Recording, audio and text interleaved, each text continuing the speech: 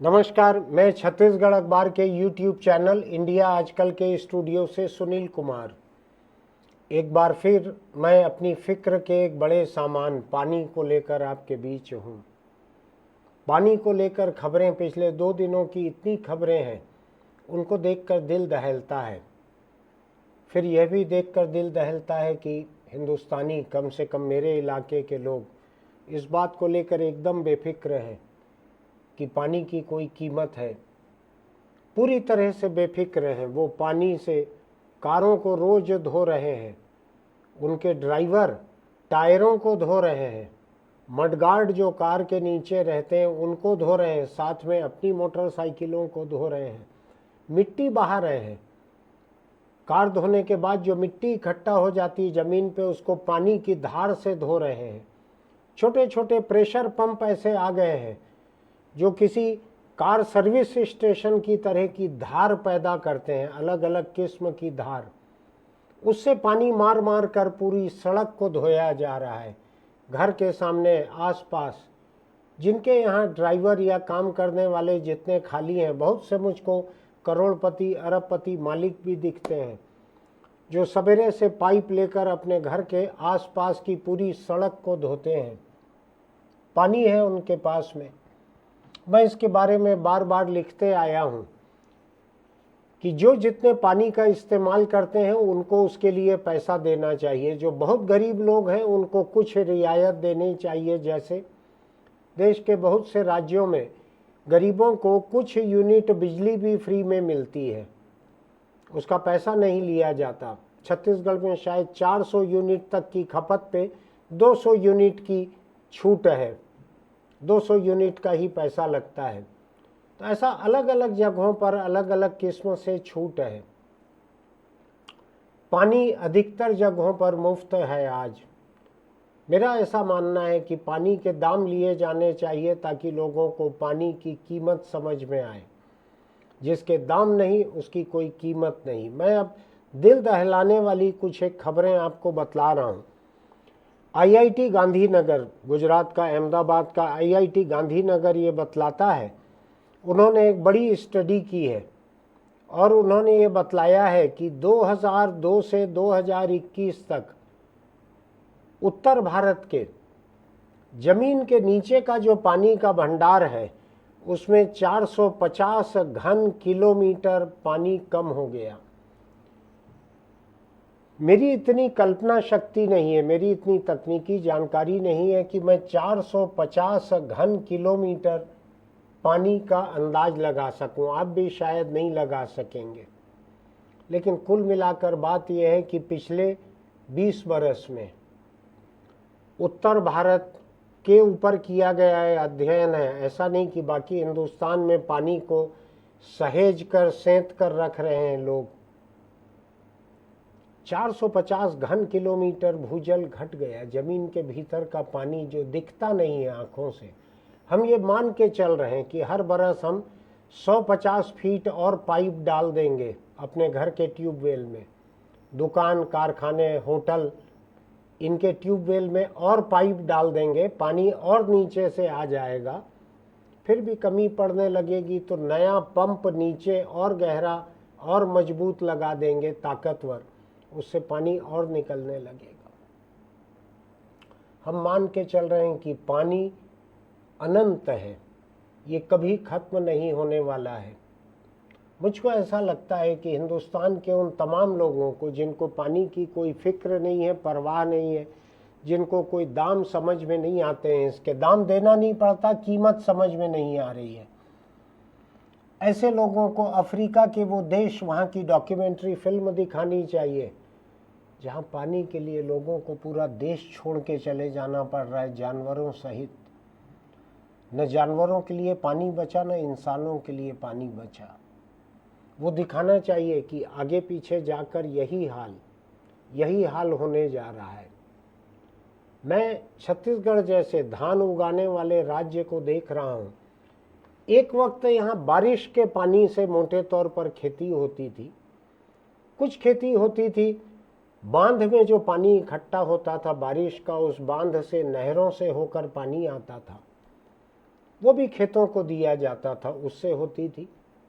लेकिन धीरे धीरे पंप के पानी से भी खेती होने लगी है। ज़मीन के भीतर से पानी निकाला जाता है, उससे भी खेतों को पूरा का पूरा पाट दिया जाता है, तालाब जैसा भर दिया जाता है खेतों को।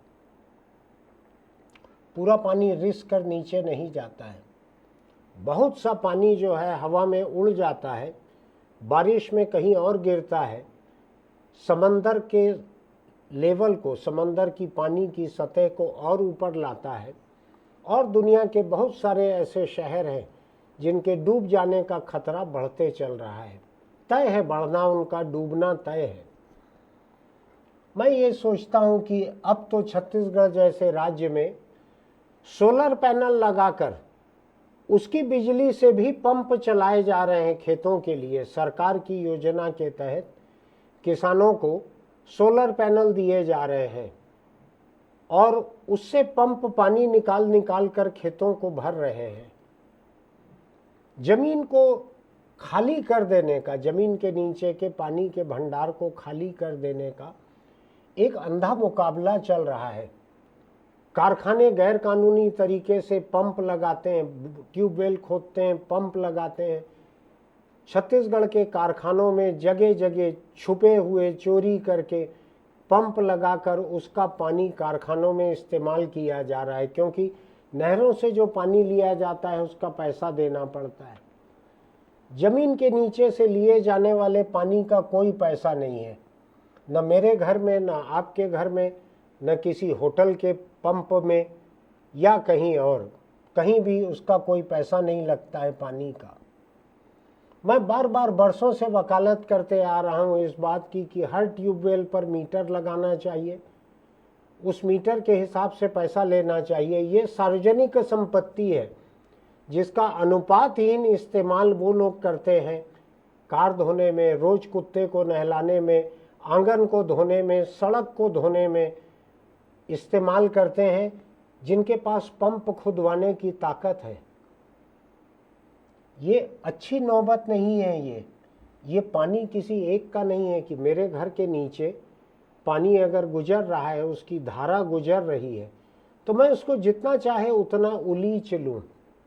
ये ठीक नहीं है। ये इसमें कुछ नहीं बचेगा ज़मीन के नीचे एक दिन। आपने देखा होगा कुछ महीने पहले गर्मी में कर्नाटक की राजधानी बेंगलुरु का ये हाल हुआ था कि वहाँ सरकार को कहना पड़ा था, कंपनियों को, कि आप अपने कर्मचारियों को वर्क फ्रॉम होम की छूट दे दो ताकि वो बेंगलोर छोड़ के गांव जाएं, दूसरे शहर जाएं। बेंगलोर शहर में पानी की खपत कम हो। खराब हालत हो गई थी, बेंगलोर में पानी नहीं बचा था। ये इसलिए होता है कि लोग ये मानकर चलते हैं कि शहरों के लिए दूर दूर से, कितनी भी दूरी से पानी लाया जा सकता है। कितनी भी दूरी से पानी लाने का भरोसा एक किस्म का है।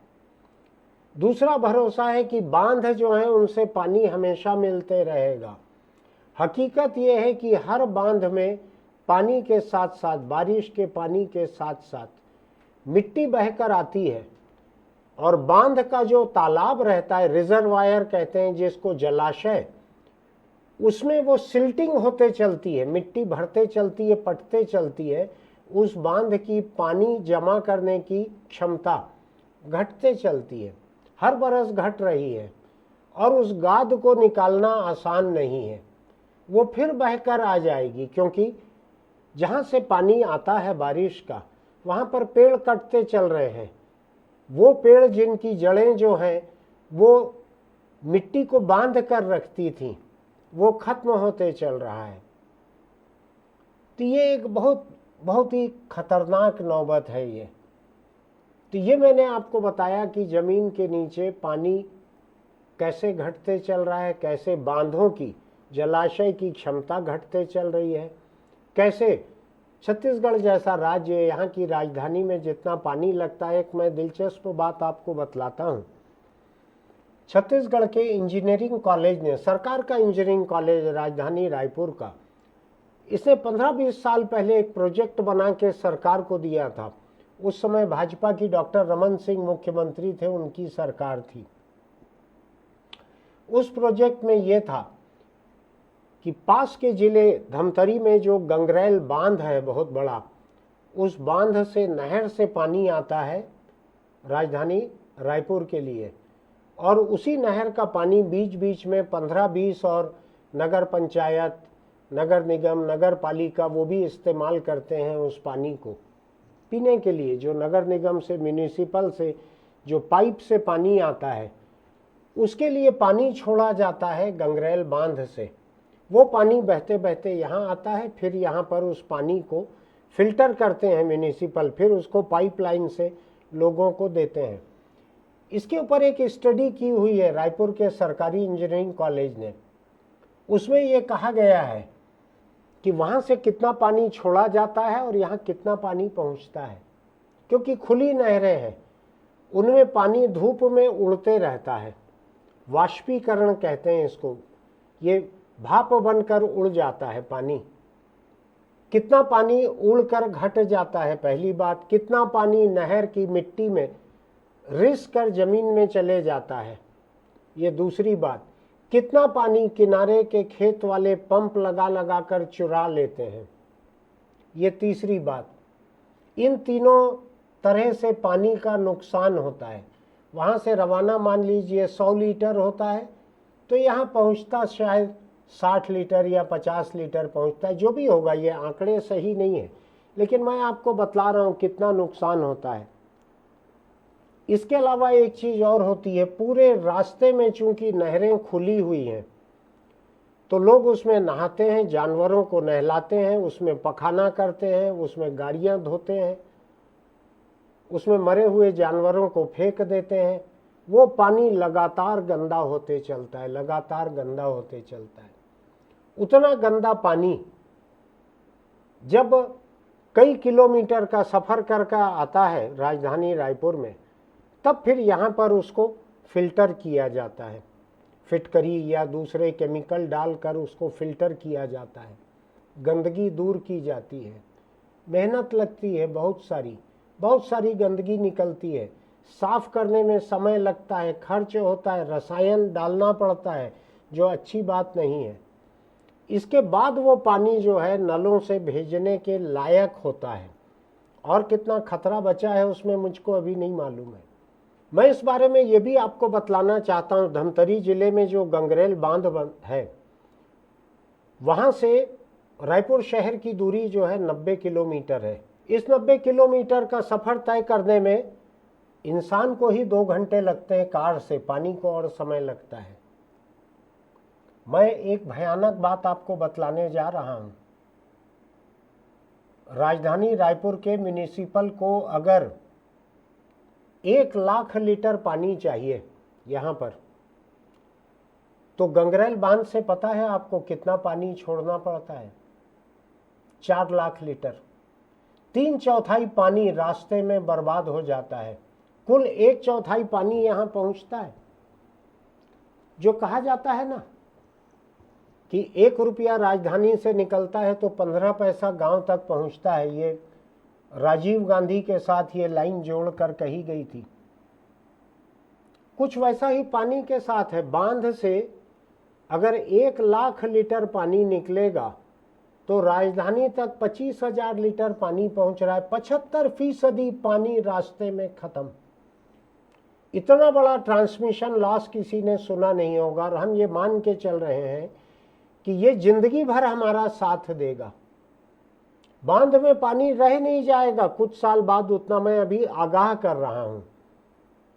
जो जानकार हैं उनसे मैंने पूछा कि इसका क्या रास्ता है। उन्होंने कहा कि गंगरेल बांध की ऊंचाई जो है वो रायपुर शहर की ऊंचाई से इतनी अधिक है कि अगर बड़े पाइप लगाकर इस नहर में अगर पानी को लाया जाए तो ये ट्रांसमिशन लॉस जो है, जो 75% बर्बाद होता है, 25% पहुंचता है, ये तकरीबन 0 पे आ जाएगा। राजधानी जितना पानी का खपत कर रही है म्यूनिसिपल के मार्फत, उसका 3 गुना पानी बचना शुरू हो जाएगा ट्रांसमिशन में, पहली चीज। दूसरी चीज, उसका गंदा होना कम हो जाएगा। तो यहाँ जो सफाई करने में, पानी को साफ करने में, फिल्टर करने में जो ज़रूरत पड़ रही है वो नहीं पड़ेगी, कम पड़ेगी, बहुत कम सफाई करनी पड़ेगी। उन्होंने कहा कि दोनों जगह ऊंचाई में इतना फर्क है कि कोई पंप नहीं लगाना पड़ेगा। जो ग्रेविटेशनल फोर्स है, गुरुत्वाकर्षण की शक्ति है, बांध से निकला पानी सीधा बहते हुए राजधानी तक आ जाएगा, कम देर में आ जाएगा, बिना प्रदूषित हुए आ जाएगा, बिना बर्बाद हुए आ जाएगा। लोग ये मान के चल रहे हैं कि उसको बनाने में जो खर्च होगा वो बड़ा है, लेकिन ये नहीं जानते हैं वो लोग कि आज पानी की जो कीमत है, जो पानी सिंचाई विभाग लेता होगा म्यूनिसिपल से, वो कीमत इससे ज़्यादा है। और आने वाले दिनों में पैसा लेके जाने पे भी पानी नहीं मिलेगा, बांध में पानी रहेगा नहीं इतना देने के लिए। सरकारें इतना लंबा नहीं सोचती हैं। सरकारें ये सोचती हैं कि 5 साल के हमारे कार्यकाल में हमको क्या लेना देना है ऐसी किसी योजना से जिससे अगले 100-200 साल पानी बचेगा। अपने 5 साल का सोचती है सरकारें। यही वजह रही कि रमन सिंह की सरकार में मैंने कुछ लोगों को ये सुझाया था कि आप इसको देखिए, इस प्रोजेक्ट को। ये ठेकेदार का प्रोजेक्ट नहीं था, सरकारी कॉलेज का बनाया हुआ प्रोजेक्ट था। कोई ठेका कंपनी नहीं थी जो उसको चाहती थी। सरकार अपने मर्जी से ठेके देती है। नहीं किया रमन सिंह की सरकार ने। मैंने भूपेश बघेल की सरकार में, जहां तक मेरी थोड़ी बहुत जान पहचान थी, उनके किसी सलाहकार को मैंने दिया था कि आप इसके बारे में देखना, अगर पानी बचाना है तो, पानी रहेगा नहीं है एक दिन, पानी बचाना है तो ये पानी बचाने की ज़रूरत है, प्रदूषण रोकने की ज़रूरत है, रसायन बचाने की ज़रूरत है। 5 साल की भूपेश बघेल की सरकार ने भी नहीं किया। अब विष्णुदेव साय की भाजपा की सरकार है छत्तीसगढ़ में। अगर उसमें किसी को दिलचस्पी है तो वो पता लगा सकते हैं। राजधानी रायपुर के सरकारी इंजीनियरिंग कॉलेज के एक प्रोफेसर ने ये प्रोजेक्ट बनाया था। वो ठेकेदार नहीं है, उनको कोई कमाई इससे नहीं होनी है, लेकिन इससे जो बर्बादी बचेगी उसका अंदाज लगा लीजिए कि रायपुर में जो पानी की खपत हो रही है, इससे 3 गुना पानी गंगरेल से रायपुर के 90 किलोमीटर में खत्म हो जा रहा है, उड़ जा रहा है, रिस जा रहा है, चोरी हो जा रहा है। और ये प्रोजेक्ट जो है गंगरेल से रायपुर के बीच, शायद 10-15 दूसरे नगर पंचायत, नगर पालिका, इनको भी पानी देगा। सरकार का खर्च घटेगा। अगर सरकार में किसी को दिलचस्पी हो तो वो खुद ही अपने सरकारी कॉलेज से पता लगा सकती है। इसको, मेरे पास कोई ठेकेदार नहीं है उसके लिए, किसी को फीस नहीं देनी है, सरकारी कॉलेज का प्रोजेक्ट है ये। लेकिन पानी चूंकि आज मिल रहा है किसी भी तरह से, इसलिए उसकी कोई कदर नहीं है। मैं अपनी कॉलोनी में देखता हूँ जहाँ संपन्न लोग रहते हैं, बड़े बड़े लोग रहते हैं, हर घर के सामने गाड़ियाँ धुलती हैं, हर घर के सामने पूरी सड़क नहा लेती है सवेरे। प्रेशर के पाइप से सड़कों को धो दिया जाता है। घर के गेट पे जो धूल जमती है उसको प्रेशर के पाइप से धोया जाता है। ऐसे कि पानी कभी खत्म नहीं होना। मैं सोच रहा हूँ उस दिन क्या होगा जब इन कॉलोनियों के लोगों को भी बाल्टी हाथ में पकड़कर टैंकर के पीछे धोना पड़ेगा, तब क्या होगा। क्या ऐसे दिन के बारे में कोई सोच रहे हैं कुछ भी। मैं एक दूसरी खबर पर आता हूँ। ये खबर आपने सुन ली ना कि सरकार की दिलचस्पी गंगरेल से रायपुर के बीच खुली नहर से पानी लाकर 3/4 पानी बर्बाद करने में है। पाइप का प्रोजेक्ट बनाकर उसको हमेशा के लिए बचाने में नहीं है। सरकार चाहे तो ये पता लगा सकती है अपने खुद के कॉलेज से। मैं दूसरी खबर पर जा रहा था कि मेरे कैमरा पर्सन ने मुझको याद दिलाया कि भोपाल में होशंगाबाद से, नर्मदा से पानी आता है, पाइप से आता है पानी। मैं अभी वहाँ के बारे में ज़्यादा नहीं जान रहा हूँ कि वो पंप लगाकर आता है, बिजली खर्च होती है नहीं होती है, लेकिन पाइप से आता है, बहुत समय से आता है। मुझको ध्यान है एक बड़ा मुद्दा था, राजनीतिक मुद्दा था कि नर्मदा का पानी लेकर आएंगे वहाँ पर, बड़ा मुद्दा था ये। जैसे किसी के बारे में कहते हैं ना, वहाँ से गंगा लेकर आए थे, भागीरथी प्रयास ऐसा उस तरीके से वहाँ चल रहा है। ये अविभाजित मध्य प्रदेश के समय का ही है शायद ये। चलिए मैं आज की दूसरी खबर पर आ रहा हूँ। इस खबर को भी पढ़ना जरूरी है। आज की दूसरी खबर मेरे पास जो है वो है, संयुक्त राष्ट्र संघ ने जलवायु परिवर्तन को लेकर जो एक अध्ययन किया है, वो स्टडी कहती है कि दुनिया में 2030 तक, अभी है सामने ही है, बस 5 साल का एक चुनाव और होगा, उसके बाद 2030 तक दुनिया में 70 करोड़ लोग पानी के लिए घर छोड़ने को मजबूर होंगे। 70 करोड़ लोग पानी के लिए घर छोड़ने को मजबूर होंगे।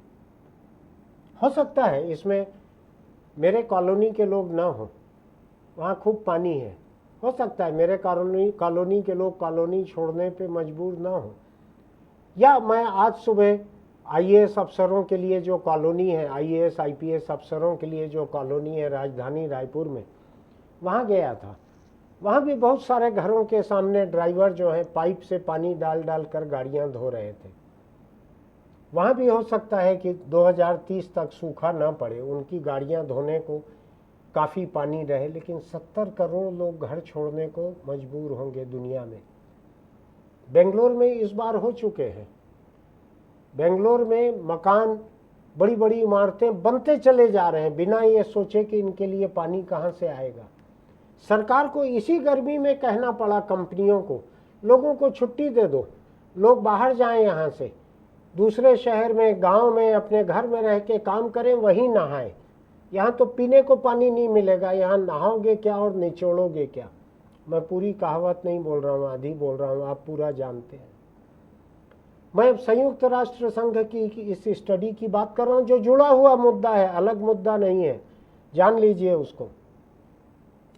ये स्टडी कहती है कि 2025 तक, ये अगला साल, एक साल भी नहीं बचा है, अगले साल तक दुनिया की आधी आबादी ऐसे इलाकों में रह जाएगी जहां पे पानी की कमी है, जहां बेंगलोर जैसा हाल हो सकता है, आधी आबादी दुनिया की। इसके बाद दूसरा, इस स्टडी का दूसरा एक पहलू बतलाता है,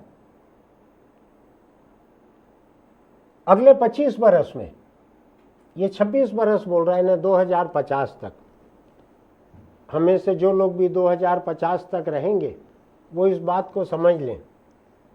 जो लोग नहीं रहेंगे वही लोग बेफिक्र हैं, हमको क्या लेना देना 2050 में जो रहेंगे देखेंगे। आप सोच लीजिए, आपकी आल औलाद, आपके नाती पोता, नातिन नाती, इन लोगों का क्या हाल होगा।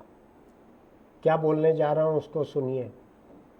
संयुक्त राष्ट्र की ये स्टडी कहती है कि 2050 तक लोगों को पानी पर 30% अधिक समय देना पड़ेगा, 30% अधिक समय, और इसका अधिकांश बोझ महिलाओं पर पड़ेगा। आप समझ रहे हैं ना। आज से 25 साल, ये कितना दूर है मैं बतला देता हूँ, आपको समझ नहीं आ रहा है तो मैं बतला दे रहा हूँ।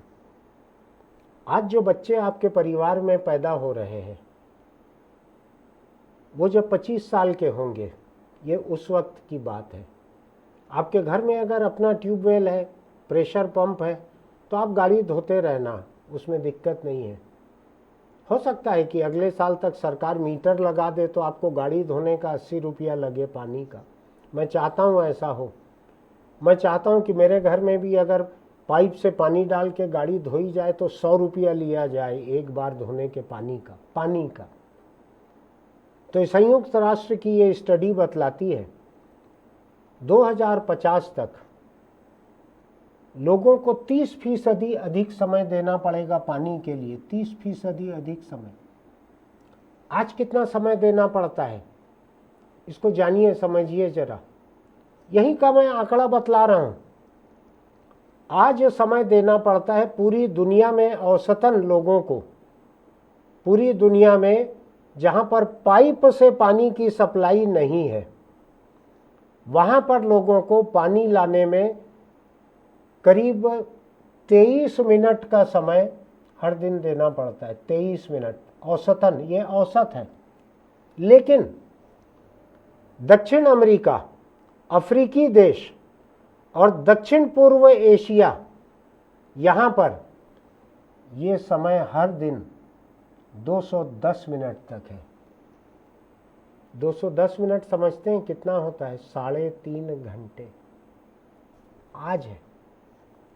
आज दक्षिण अमेरिका, अफ्रीकी देश, दक्षिण पूर्व एशिया के कुछ हिस्सों में आज भी 3.5 घंटे रोज पानी के लिए लग रहा है।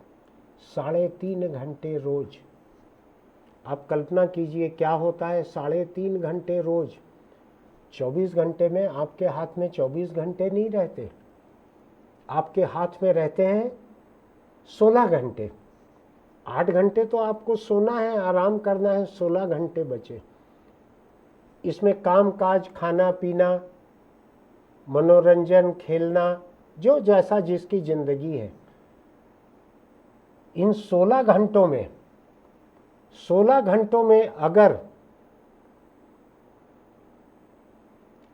इन 16 घंटों में अगर 3.5 घंटे आपको पानी ढोना पड़ेगा तो यह आपके जिंदगी का 20% हिस्सा होगा।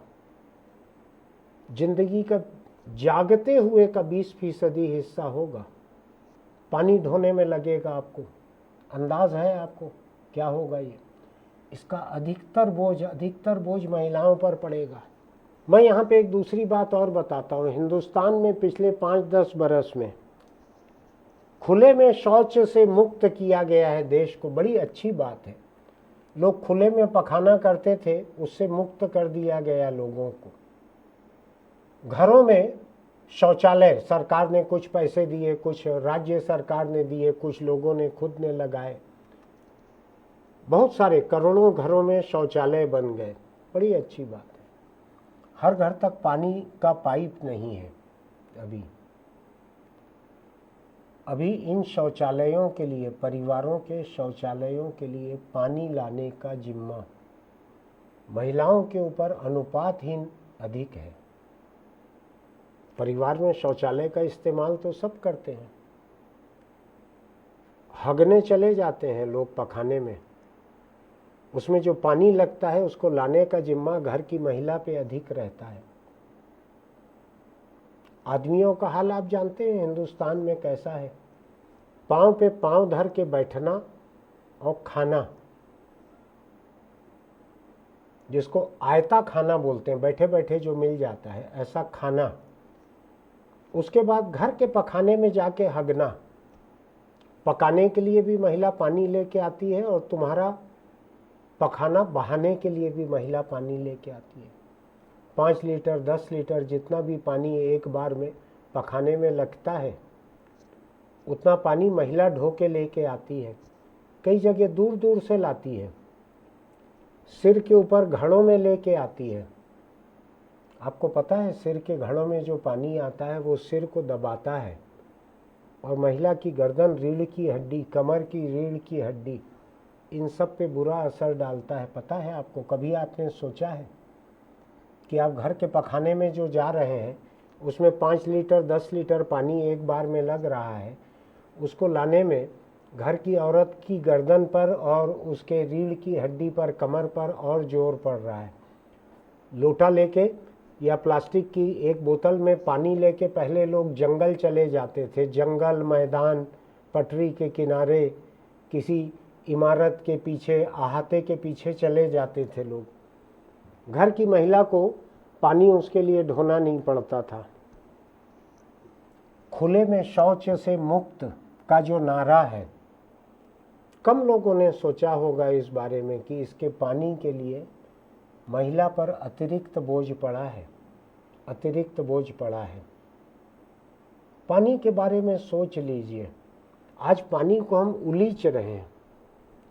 मैं आपको एक दिलचस्प बात बताता हूँ। जो संपन्न परिवार हैं उनमें फव्वारे लगे रहते हैं, ऐसा शावर लगे रहता है, झरने जैसा पानी गिरता है। 2-2, 3-3, 5, 10, 20 लाख तक के ऐसे पैनल आते हैं जिसमें से 5-10 फव्वारे एक साथ किसी पर पड़ते हैं, पूरे बदन की पानी से मालिश हो जाती है।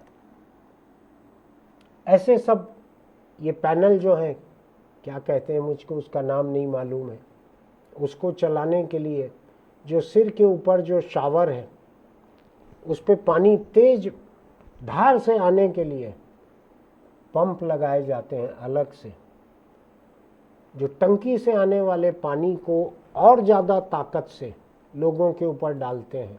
मैं इसलिए कह रहा हूँ, बहुत सारे लोगों ने ऐसा देखा नहीं होगा। प्रेशर पंप कहते हैं शायद इसको। प्रेशर पंप से जो शावर है, फव्वारा जो है, उसमें और तेज धार से पानी आता है। तेज धार का मतलब ये ज़्यादा पानी आता है।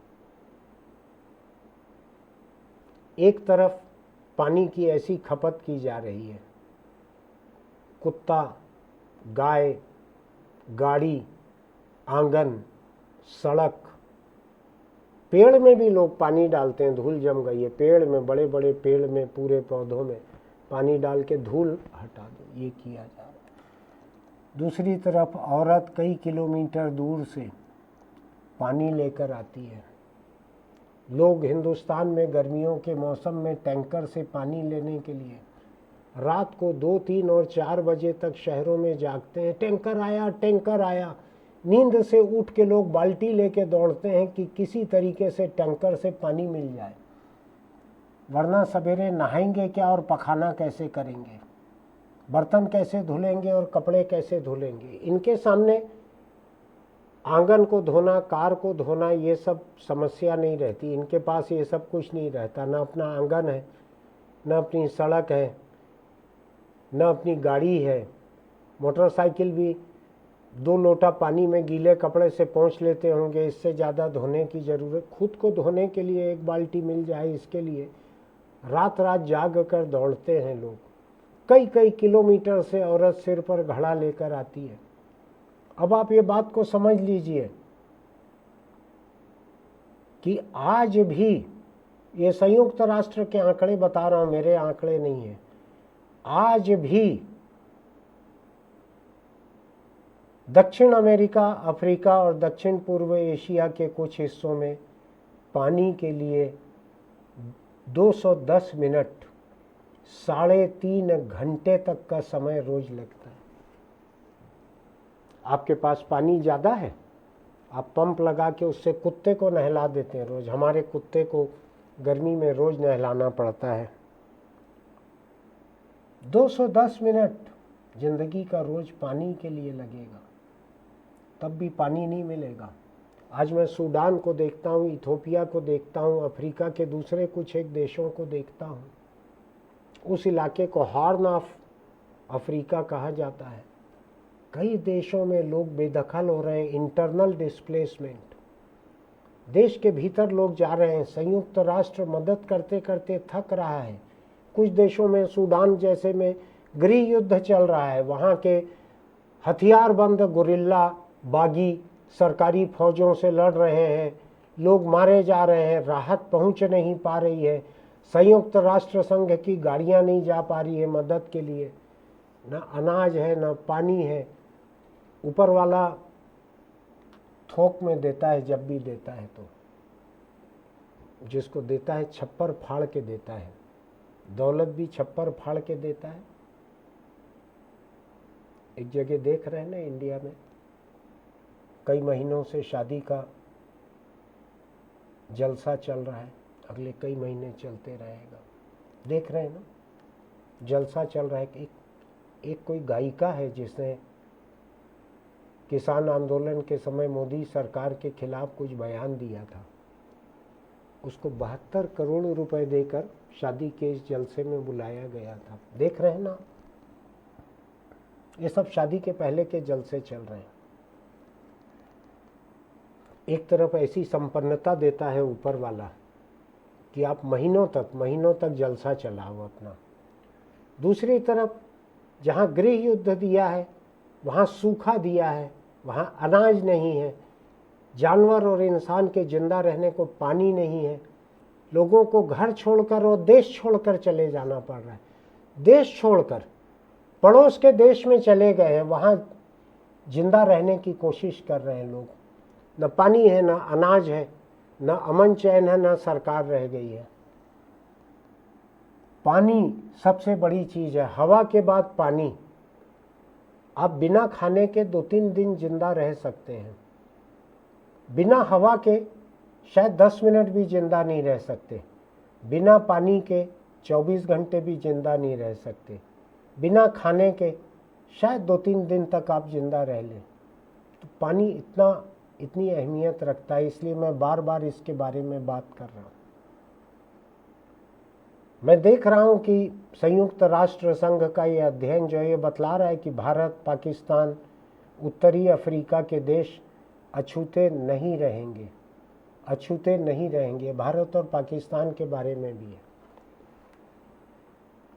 सरकारों से मेरी अपील है, चाहे राज्य सरकार की हो चाहे केंद्र सरकार की हो। 2 दिन पहले केंद्रीय भूजल बोर्ड जो है, सेंट्रल अंडरग्राउंड वाटर बोर्ड, उसने कहा है कि व्यावसायिक उपयोग करने वाले जितने ट्यूबवेल हैं उनमें मीटर लगाए जाएं। केवल व्यावसायिक के बारे में कहा है, घरेलू के बारे में नहीं कहा है।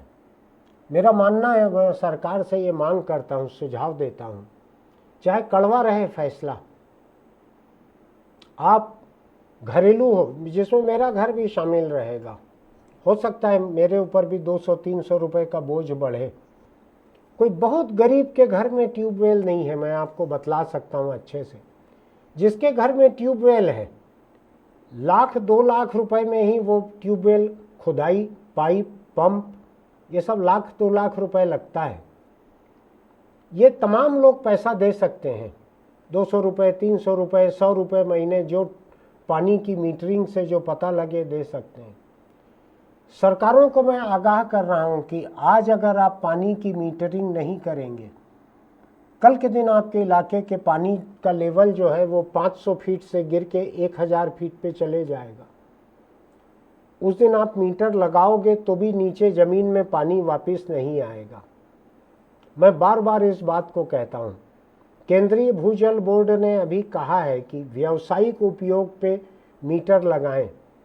मैं पहले भी बरसों से मैं कहते आ रहा हूं, पानी की मीटरिंग करें। म्युनिसिपल का नल आ रहा है, उसमें भी मीटरिंग करें। अभी जो देश में जो योजना चल रही है कि हर घर तक नल पहुंचाने की, इसमें मीटरिंग होना चाहिए। लोग चालू छोड़ देते हैं नल को, घंटों बहते रहता है पानी, छोड़ देते हैं चालू, किसी को परवाह नहीं रहती बंद करने की। जब पेट्रोल का पैसा लगता है ना, डीजल का, तो लाल बत्ती पे लोग इंजन बंद कर देते हैं। 60 सेकंड, 90 सेकंड का दिख रहा है अभी लाल बत्ती, बंद करो, इंजन को बंद करो, पेट्रोल बचाओ, डीजल बचाओ। तो ये जरूरत है। मैं पानी को लेके आपको जो कह रहा हूं, इसको आप कम मत आंकिएगा। मैं जो कह रहा हूं उसके बारे में एक पुरानी कहावत में दोहरा रहा हूं, मेरी बनाई हुई नहीं है, लेकिन जिसने बनाई है बहुत अच्छी बनाई है। लिखा है, चिट्ठी को तार समझना वरना बीमार को पार समझना। तो मैं आज की सरकारों से और आज के समाज से और जनता से और विशेषज्ञों से यही कहने जा रहा हूं कि पानी को लेकर मैं जो कह रहा हूं, और मैं अनोखा नहीं हूं। हमारे देश में सुनीता नारायण जैसी पर्यावरणविद जो है वो लगातार इस बारे में बोलती हैं, लिखती हैं। अब वो YouTube पर भी हैं। वो लगातार पानी के बारे में बतलाती हैं, इसके खतरों के बारे में बताती हैं। बेंगलोर में जो कमी पड़ी है अभी, इसके बारे में उन्होंने काफ़ी कुछ बहुत अच्छा लिखा है। आप पढ़िएगा ढूंढ कर, सुनीता नारायण के नाम से, या YouTube पर देखिएगा। तो मैं यही कहने जा रहा हूं कि पानी के खतरे को, पानी की कमी को या तो आज आप समझ लीजिए। तार समझते हैं ना, तार जो लोग नहीं जानते हैं, आज बता दूं, हिंदुस्तान में टेलीग्राम को तार समझा जाता था, कई साल पहले बंद हो गया है टेलीग्राम। तो या तो चिट्ठी को तार समझना, मैं जो आम बात बोल रहा हूं इसको आप महत्वपूर्ण मान लेना, चिट्ठी को तार समझना वरना बीमार को पार समझना, कि जो इलाके आज कमी झेल रहे हैं वो सूख ही जाएंगे। और जो संयुक्त राष्ट्र कह रहा है कि 2030 तक, कुल 6 साल बचे हैं अभी से, 70 करोड़ लोग दुनिया में पानी के लिए घर छोड़ने को मजबूर होंगे। 70 करोड़ लोग 2030 तक घर छोड़, ऐसा नहीं घर छोड़ के होटल में रह लेंगे जाके, घर का मतलब ये है इलाका छोड़ देना। 70 करोड़ कितने होते हैं समझ लीजिए। दुनिया की पूरी आबादी जो है 800 करोड़ से कम है। 800 करोड़ आबादी में से 70 करोड़, तकरीबन 8-9% लोग। आप कल्पना करके देख लीजिए, इस 8-9% में आप भी आ सकते हैं। अपना इलाका छोड़कर दूसरे इलाके में जाकर रहना, गर्मी के मौसम में पानी की कमी में क्या हाल होगा आपका, कहाँ जाएंगे। होटल भी किराए पर लेकर नहीं जा पाएंगे। जिनके घर में साल भर जलसा चल रहा है एक शादी का, वो लोग तो होटल में रह लेंगे। अभी सुना है मैंने कि उनके घर के आसपास का पूरा इलाके का ट्रैफिक जो है उसको सार्वजनिक कार्यक्रम के तहत सड़कों को बंद करने वाला जो कानून है उसमें किया जा रहा है सड़कों को बंद। ऐसा बड़ा जलसा है। वो लोग तो जा सकते हैं कहीं और, वो 26 मंजिला इमारत किराए पे ले लेंगे, खरीद लेंगे। देश छोड़ के भी दूसरे अच्छे देश में बस सकते हैं जहाँ सहूलियतें हैं। आप कहाँ जाएंगे, मैं कहाँ जाऊँगा। मैं तो किसी दूसरे शहर भी नहीं जा सकता। कहाँ से उस मकान का किराया उठाएंगे, कैसे रहेंगे वहाँ जाकर। बच्चे कैसे स्कूल जाएंगे, नौकरी करने कहाँ जाएंगे। पूरा शहर अगर सूख जाएगा तो, जो कि बेंगलोर में इस गर्मी में हो चुका है। तो मैं आम लोगों को, समाज को, नेताओं को, अफसरों को, सबको आगाह करने आया हूँ। पानी की खपत को तुरंत रोकने के लिए हर बूंद पानी पर मीटर लगाएं। फिर आपको गरीबों को जितना मुफ्त देना है दीजिए।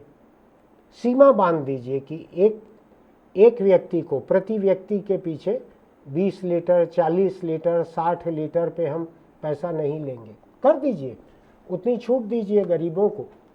मैं गरीबों पे टैक्स लगाने कह भी नहीं रहा हूँ। मैं मेरे जैसे और मुझसे अधिक संपन्न लोगों पर टैक्स लगाने की बात कर रहा हूँ। मान के चलिए जिसके घर में ट्यूबवेल है वो गरीब नहीं है, मान के चलिए, और टैक्स लगाइए, मीटर लगाइए। अगर नहीं लगाएंगे धरती पूरी नीचे खाली हो जाएगी, आप उसको भर भी नहीं सकेंगे। इससे जुड़ा हुआ एक दूसरा मुद्दा है, उस पर मैं कभी और कहूँगा। आज गला बैठ रहा है इतना बोलते हुए कि अंडरग्राउंड वाटर की रिचार्जिंग कैसे की जाए, पानी को वापस ज़मीन में कैसे डाला जाए, ये एक और मुद्दा है, इससे अलग है। ये खपत से जुड़ा हुआ नहीं है, वो बचत से जुड़ा हुआ है। तो आप खपत को मान लीजिए, चिट्ठी को तार समझना, वरना बीमार को पार समझना। फिर मिलेंगे। आपको मेरा ये एडिटोरियल अगर अच्छा लगा है तो हमारे YouTube चैनल इंडिया आजकल को सब्सक्राइब कीजिएगा, लाइक कीजिएगा, नोटिफिकेशन की बटन दबाइएगा, अपने दोस्तों को भेजिएगा। ऐसे दोस्तों को मत भेजिएगा जिनको पानी की ज़रूरत नहीं है, जो बिना पानी जिंदा रह सकते हैं। केवल ऐसे ही दोस्तों को भेजिएगा जिनको रोज़ पानी लगता है। गुजरात के किसी व्यक्ति का मुझको मालूम है, बिना खाए बिना पिए वो 10-20 साल से जिंदा है, केवल सोलर एनर्जी से। कई एक्सपेरिमेंट उनके ऊपर हो चुके हैं। उनको मत बढ़ाना, ये उनको ज़रूरत नहीं है कुछ। लेकिन अगर आप अभी ऐसे इंसान हैं जिसको रोज़ पानी लगता है, भले 2 लीटर पीने को लगता हो, 2-3 लीटर पखाने में लगता हो, आधा बाल्टी नहाने में लगता हो, तो ऐसे दोस्तों को भेजिएगा, इसको कहिएगा, इसको देखें, सोचें। ठीक है। चलते चलते एक छोटी सी सलाह, अगर आप बीड़ी, सिगरेट, गुटखा, तंबाकू खाते पीते हैं तो इसको बंद कर दीजिए। ये कैंसर को न्योता है। जैसे छत्तीसगढ़ में कुछ कलेक्टरों ने पिछले लोकसभा चुनाव के पहले घर घर जाकर न्योता दिया था लोगों को, पीले चावल दिए थे। हिंदुस्तान की परंपरा है, पीले चावल अगर कपड़े में गांठ में बांध लें तो उसका रंग लग जाता है, उससे याद रहता है, अच्छा उस दिन शादी है, ऐसा। उन्होंने न्योता दिया था वोट डालने आने के लिए। ठीक उसी तरीके से सिगरेट, बीड़ी, गुटखा, तंबाकू जो है कैंसर को न्योता भेजते हैं कि हम आ गए हैं, आओ। अब कैंसर पहुंच के मौत को न्योता भेजता है कि मैंने कब्जा कर लिया है, तुम आके ले जाओ। कितना मेहनत करूंगा मैं इनके बदन को, और कितना गलाऊंगा, आओ जल्दी ले जाओ। इतने जल्दी अपने परिवार को मत छोड़िए, अपने परिवार की फिक्र कीजिए। फिर मिलेंगे।